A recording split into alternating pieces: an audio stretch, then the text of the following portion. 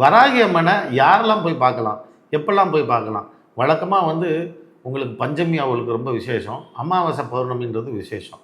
இந்த நேரத்தில் போகிறது ஒரு சிறப்பு தான். அஷ்டமியில் போகிறதும் இன்னும் சிறப்பு தான்.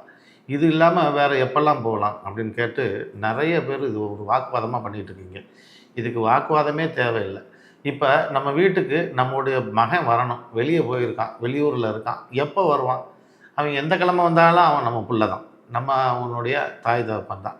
இந்த இறைவனை கும்பிட்றதுக்கு எந்த நேரங்காலமும் தேவையில்லை. ராத்திரி 12 மணிக்கு இருந்து கூப்பிடுங்க, சமையல் அறையிலேருந்து கூப்பிடுங்க, இல்லை பாத்ரூம்லேருந்து கூப்பிடுங்க. நீங்கள் கூப்பிட்ட நேரத்துக்கு வந்து நிற்கிறவர் தான் வராகி அம்மன்றதை எல்லோரும் தெரிஞ்சுக்கணும். வராகி அம்மன் வழிபடுறது மூலமாக என்னெல்லாம் கிடைக்கும் அப்படின்னா, எல்லாமே கிடைக்கும்ன்றது தான் விதி.